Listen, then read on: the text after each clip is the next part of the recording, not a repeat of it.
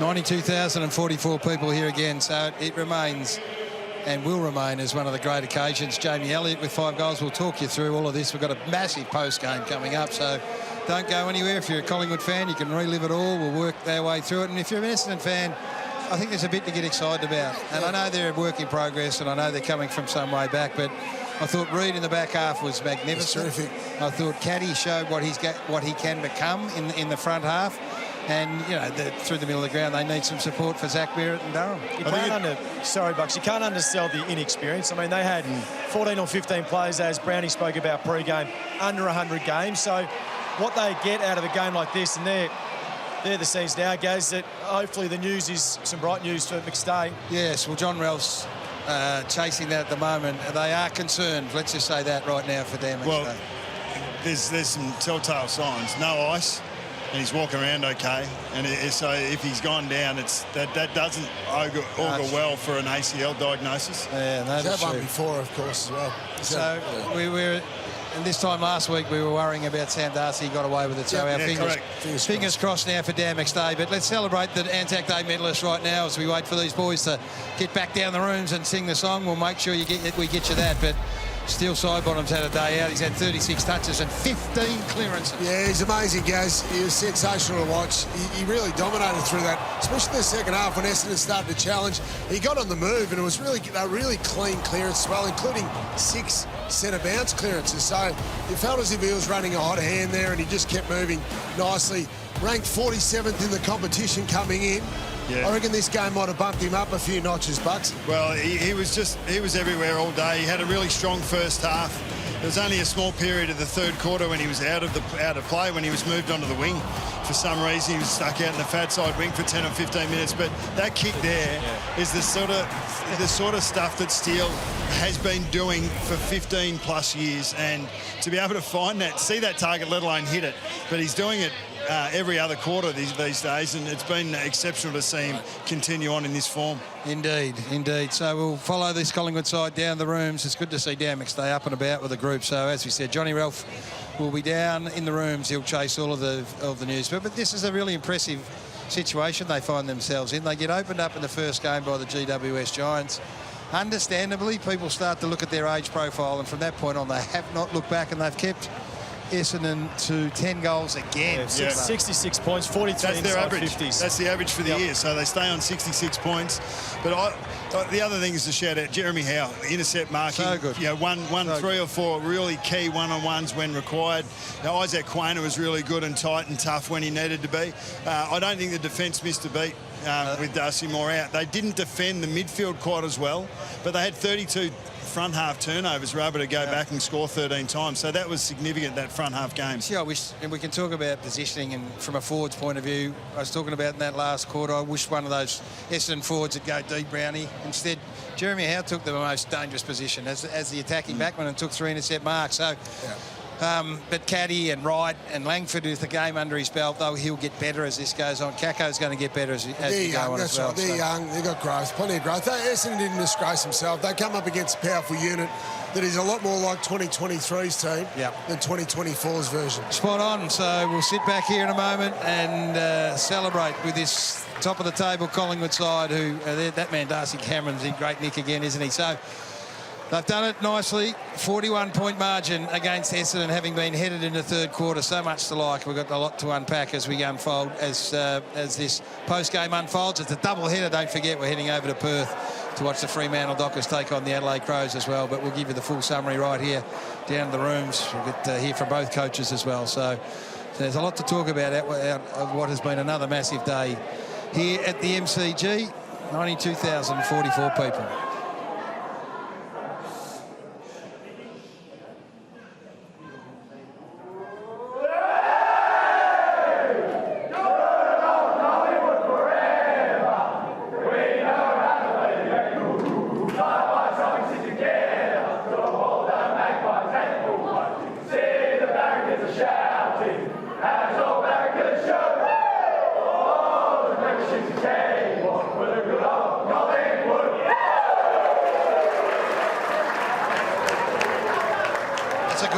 That's a good look at apart from Ned, there's some new No, faces. Saw Steel hand over the start of the song. He normally starts the song. He had Mick DeGana there, who's a staff member of the club that's retired after 30 years. He's moving on. Great memory. Got him to start the song for his last week. Nice. Hey, I'll be interested to see the votes for the Anzac Day medal. I think Steel Sidebottom would probably be almost unanimous, but I tell you what, Jamie Elliott was coming with a rush. Fortunate enough, we've got a selector on the panel. Jordy, did you do the votes?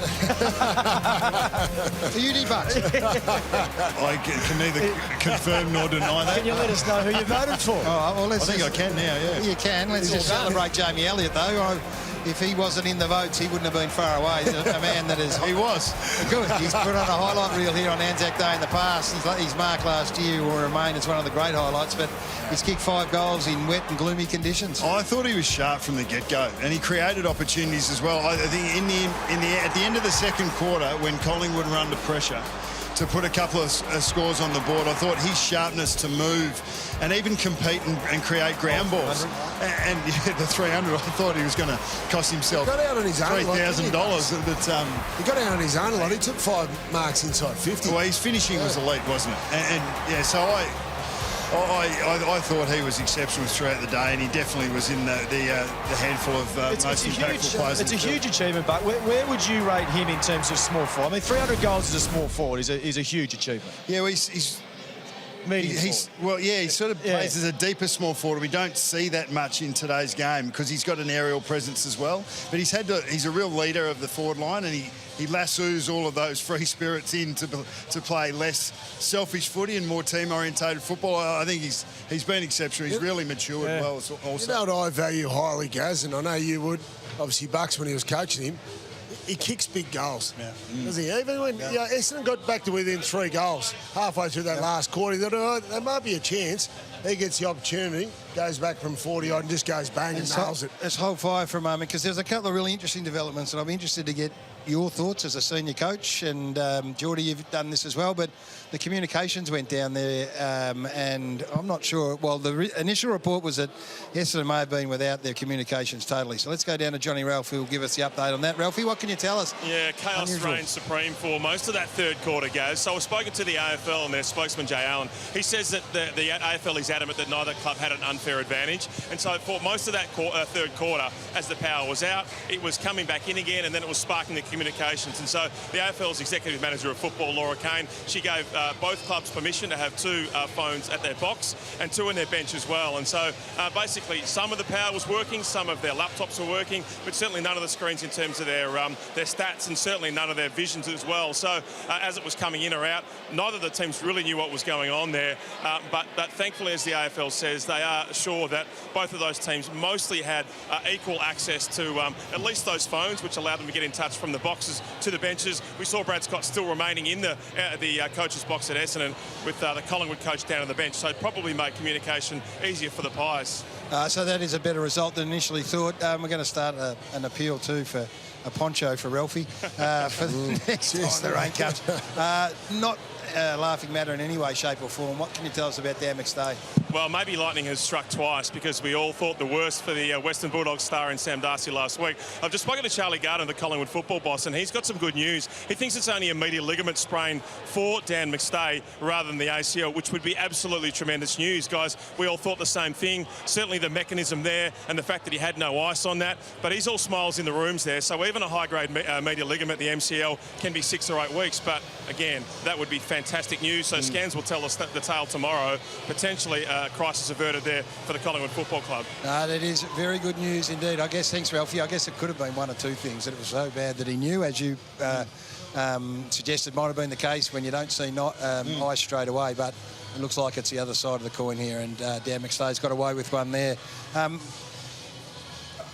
The communications, if one team had no communications, as initially we thought, and the other did, that's a huge story coming out of that. But if both sides are affected, it just makes for a really tough quarter, I'd imagine. Well, the mobile phones are taken away for the most part, for players and staff for integrity reasons. So there are a couple that are allowed for exactly circumstances like this, either emergencies or for if a breakdown of communication.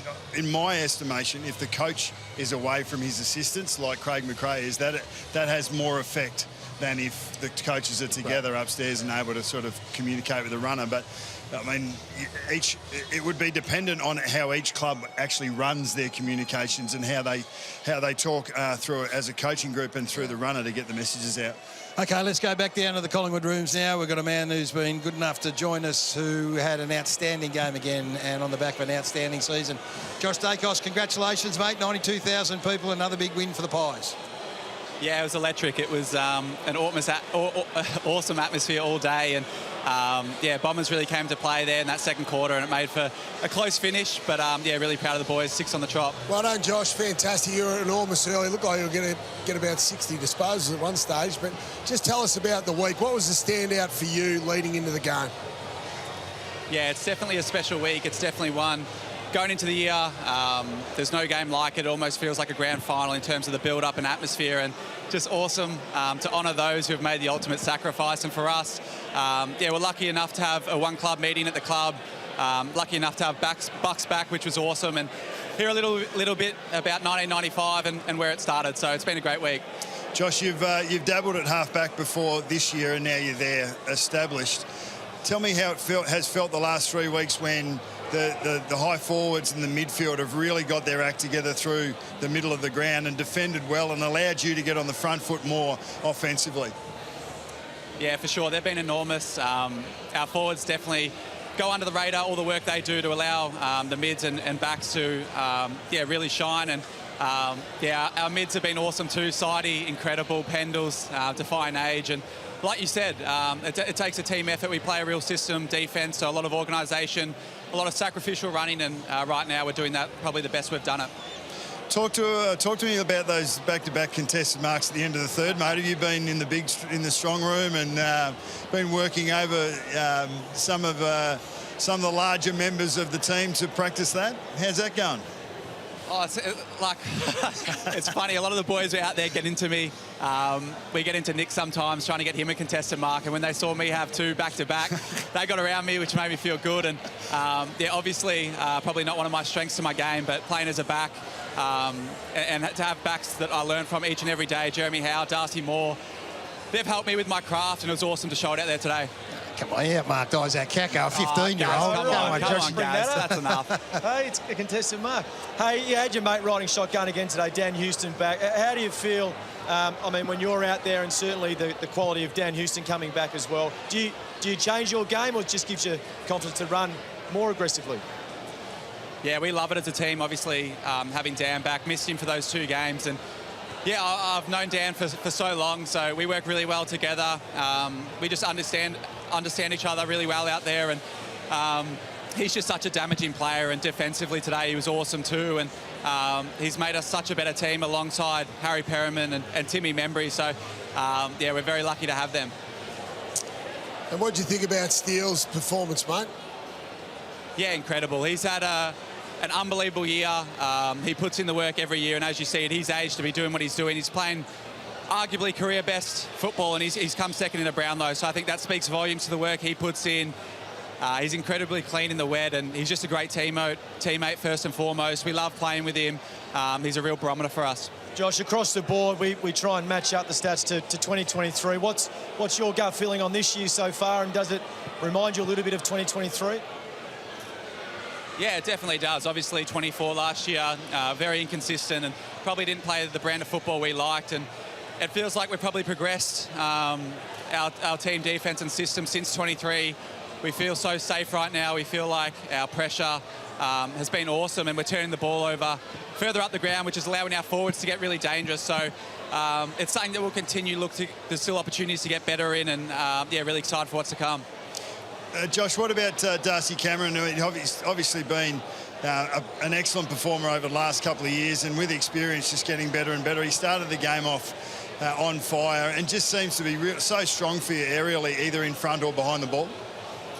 Yeah, he does. I feel like he's one of the top ruckmen in the league, and his progressions over the years have been amazing, and awesome to see him get acknowledged last year in the All-Australian squad. I feel like he definitely had a case to even be in the team with the way he's going. So his intercept marking's amazing. I feel like he's #1 in the AFL for rucks, for intercept marks, which is incredible. And yeah, like all of us, he just looks for ways to get better, and this year's no different for him. Hey, Joshy, well done. Congratulations. If you see Craig Kelly walk across in front of the camera again, could you just tell him not to? He's scaring the kids. He's got a habit of that. I'll tell him, Gaz. Good man. Well done. Enjoy the win.